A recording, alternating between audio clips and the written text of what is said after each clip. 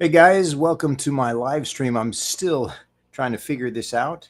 Today is the first time in a long time that I go live. And today we're going to be talking about the basics, principles of Aikido. And right there, that's Tomoko. She's wanted to check in to see what I'm doing. And before we get started, I just want to make sure that you guys are feel free to leave comments, questions. I'm keeping track of the chat so that I can actually converse with you guys. I mean, that's the whole point of this live stream, is to really open up a conversation with you guys about Aikido and the basic principles of Aikido. Just to give you a little history about myself, I've been doing Aikido for a pretty long time. I mean, I think it's about 33 years now. When I was in college, I took an Aikido class in Boston with William Gleason at the Boston Shobu Aikido dojo. I loved it. I did training every single day. I loved it so much that one day I was walking through the International Studies department of Boston University and I saw a big poster. And the poster said, "Travel abroad to Japan." And I was just so into Aikido, and I saw that poster and I was like, I got to do that. And well, there's a lot more to the story, but that's just the kind of like the surface level. This is like the iceberg, the tip of the iceberg, and then you have that whole bottom of the iceberg story about it. But this is just the surface level. I saw that poster. I applied for the study exchange program between Boston University, Miami University, and Sophia University in Tokyo.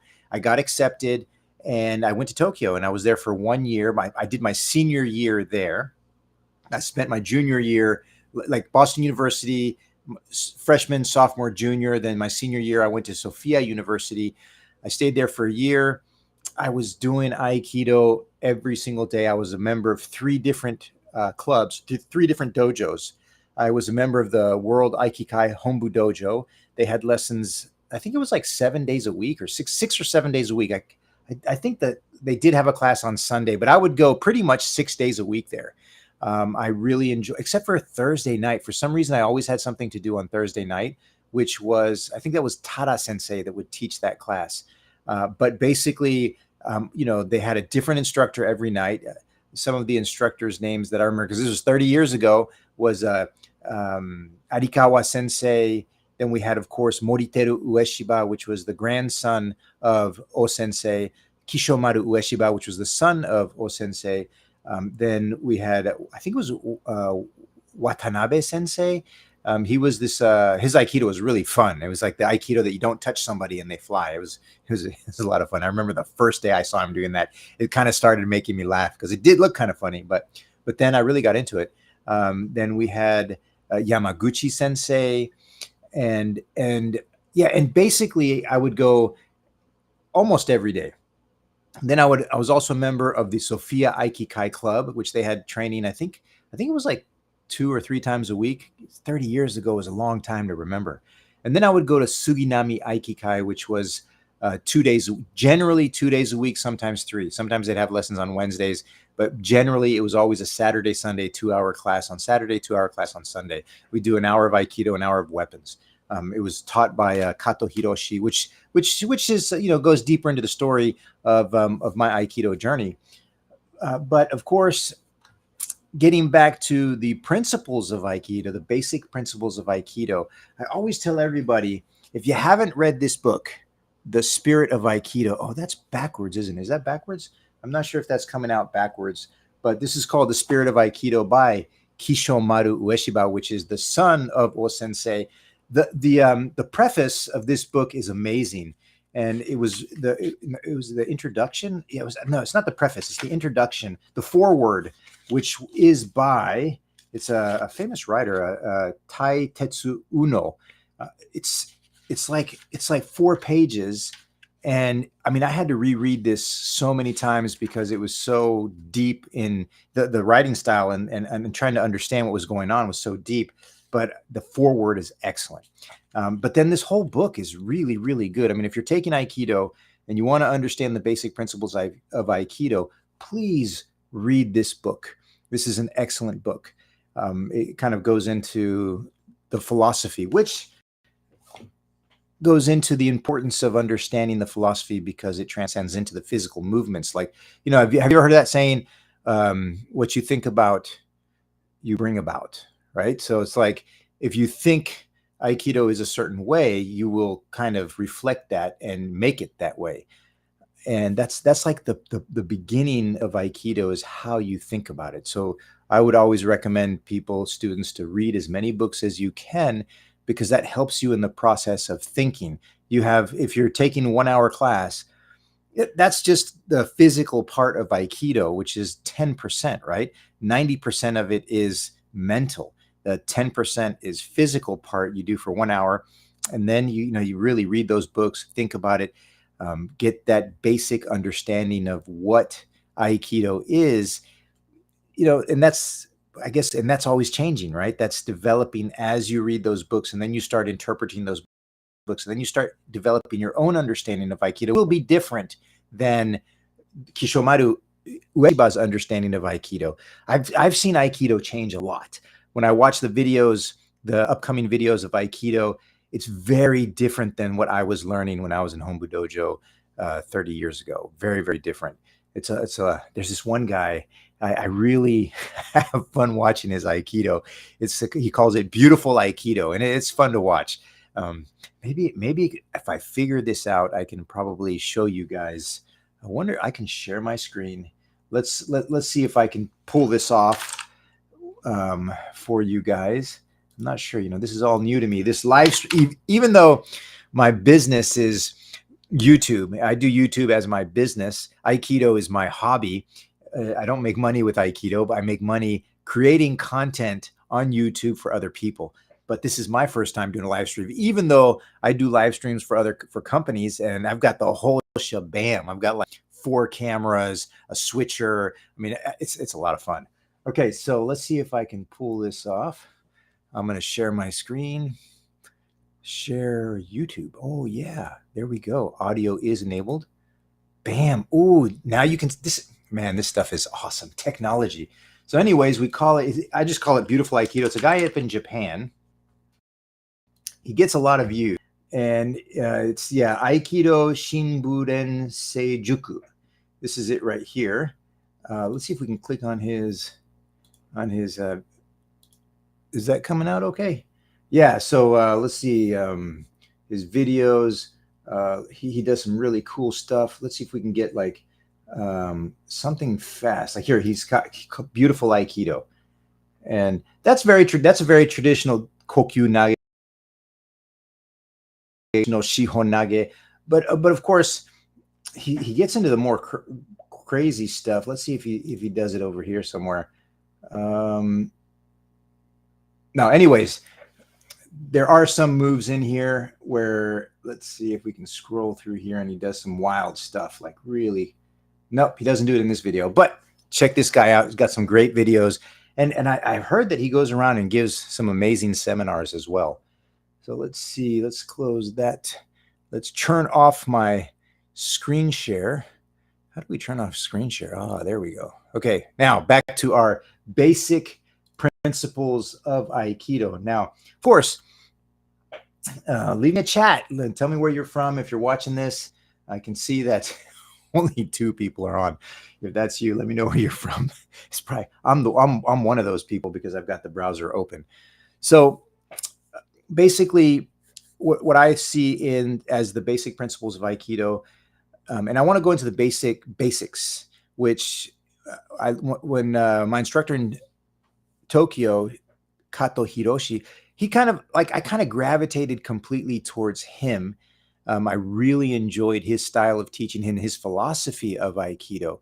And he discussed with us in class one day that, you got the 5 principles of Aikido, right? Ikkyo, Nikkyo, Sankyo, Yonkyo, Gokyo. Ikkyo is physical, Nikkyo is technique, Sankyo is the flow of Aikido, Yonkyo is the focus and concentration of the mind, Gokyo is disarming, right? That's how he would explain it. And I like to look at that as, let's just look at Ikkyo, which is the physical part, which is, I think, the most basic principle of Aikido is being physically fit, being physically active, being able to run 5 miles, do 100 pull-ups, do 100 push-ups. And like in my class, I spend 30 minutes with my students working on that physical part. We usually every class we do 150 push-ups, we do like 500 sit-ups, 500 ab workout. We do stretching. We do, yeah, that's about it. And breathing exercises. And to me, that's like the basic foundation of Aikido, is being able to be physically fit. I really disagree with Aikido people that are not fit. Like, I think that's a very, very important part of Aikido.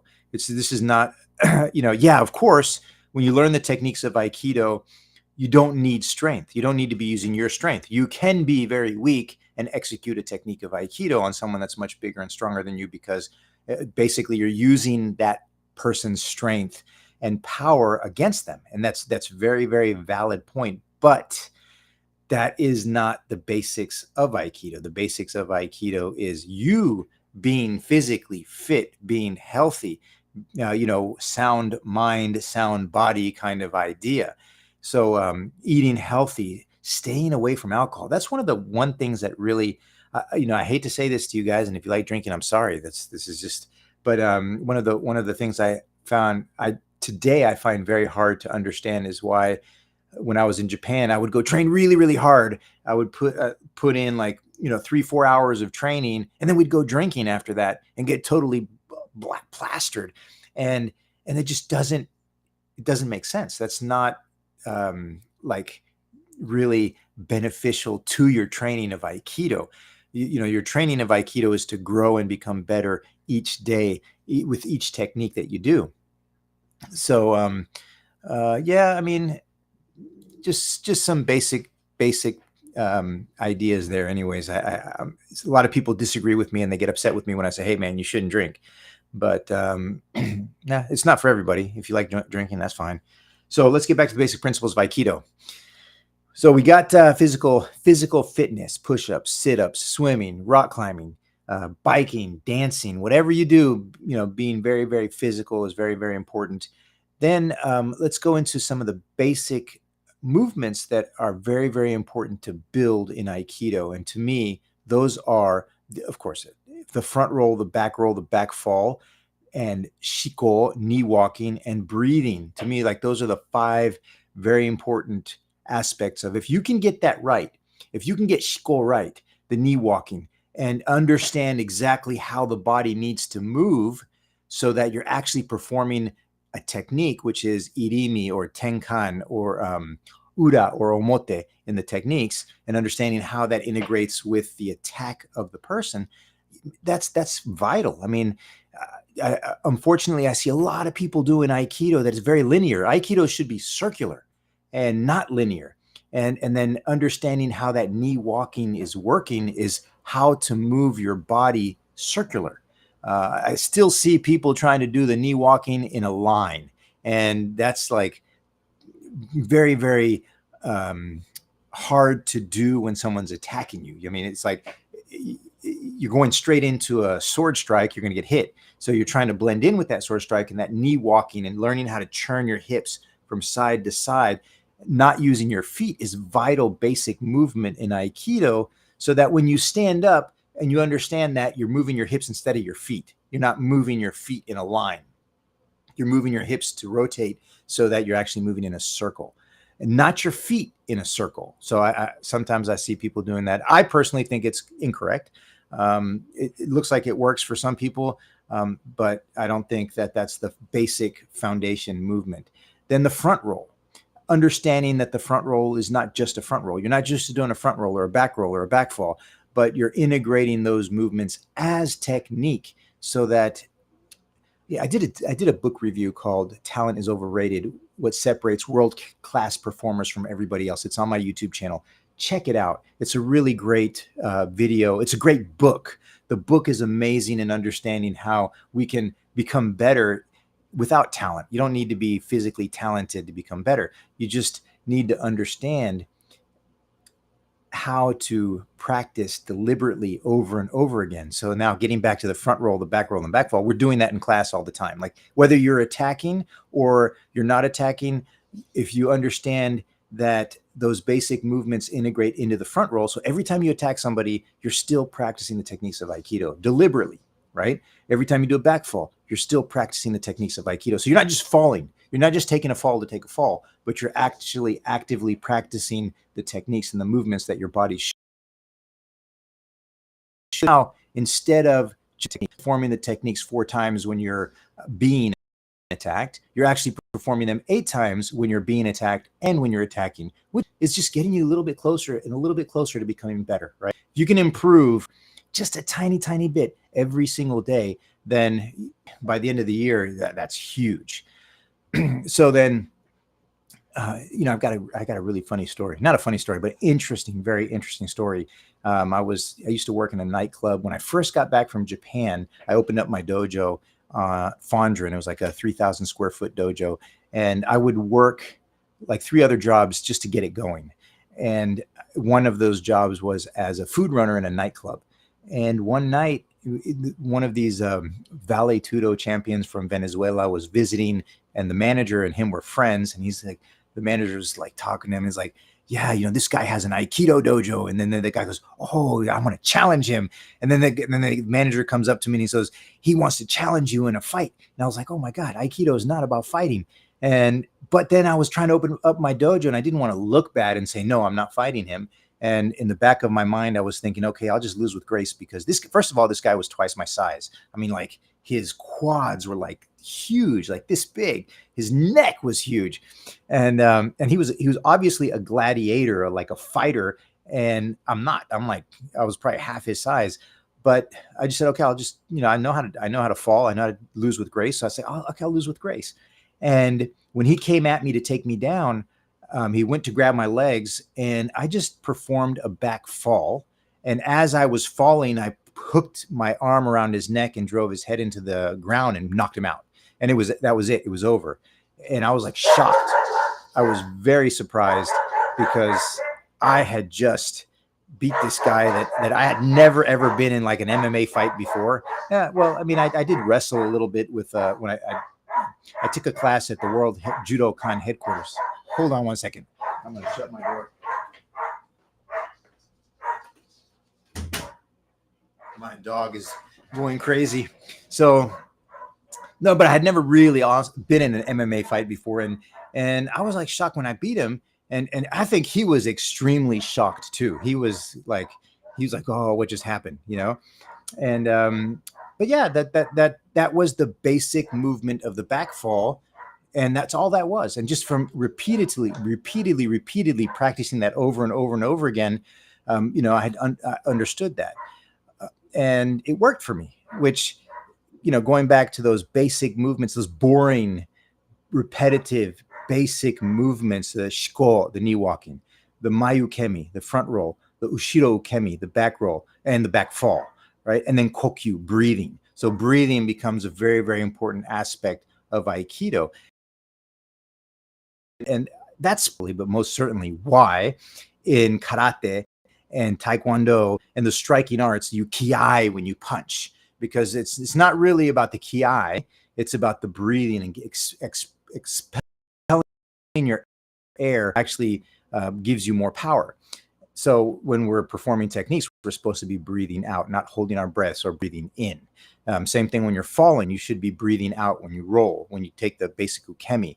And yeah, so then we go back. So let me just repeat that one more time, just for those of you.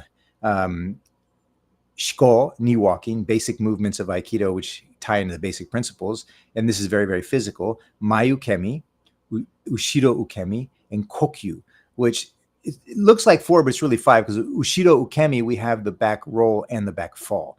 And, you know, I focus a lot in my classes, I focus a lot on the ukemi. Now, there is a difference though.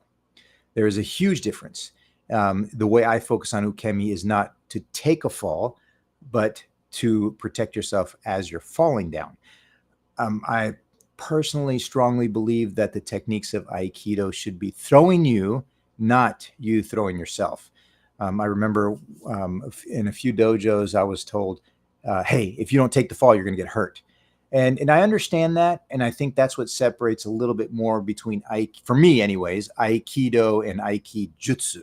So Aikijutsu is, hey, if you don't fall, I'm gonna break your wrist, or I'm gonna dislocate your shoulder, or I'm gonna pop your elbow. So you better go down, right?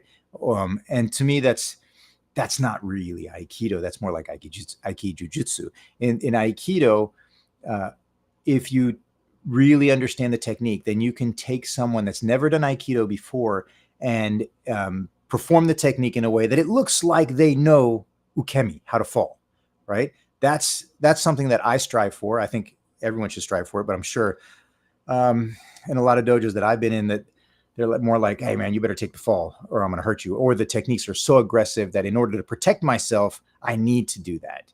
But then unfortunately, on the flip side of that, if you understand the technique, then it's very easy to stop the person, prevent them from doing the technique before they get to that point where they can hurt you. There are so many ways to get out of it, which go back to the ukemi, understanding how ukemi, mayukemi, and ushido ukemi are technique and not just falling on the ground, right? And that's one thing I really enjoyed about Kato Hiroshi Sensei was that when he was teaching, he would always teach us that. He's, hey man, look, watch.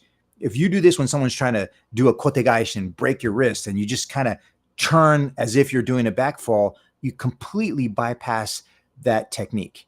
And even with and same thing with ikkyo, he would show me, look, as soon as the person does that, pretend like you're doing a front roll, and let me show you how you can get out of that technique and reverse it on it, which we call them kaishi waza, to return the technique on the person trying to throw you, which goes back to the fact that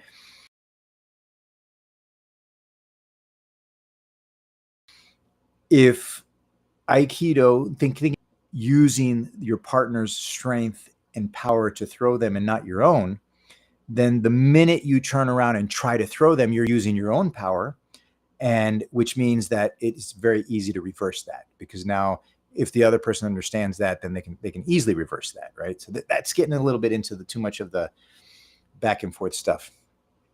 Anyways, I hope you're enjoying this live stream. Thank you if you're here. Thank you so much for being here. I'm having fun doing this. I'm going to try to do this on a weekly basis. Just have a short, maybe 20, 30-minute discussion on Aikido. And really the point is to open up the floor for you to be able to, comment, leave me comments, questions. I have been doing I've been doing martial arts since I was 5 years old. But from 5 to 19, it was really on and off. I started with some Kung Fu. I did some Judo, some Taekwondo. I was really not serious about it. But then just starting it at such a young age, I guess helped my mind form. I did a lot of sports. I did swimming. I did soccer. I was on a soccer team. We creamed every single team in Houston, Texas.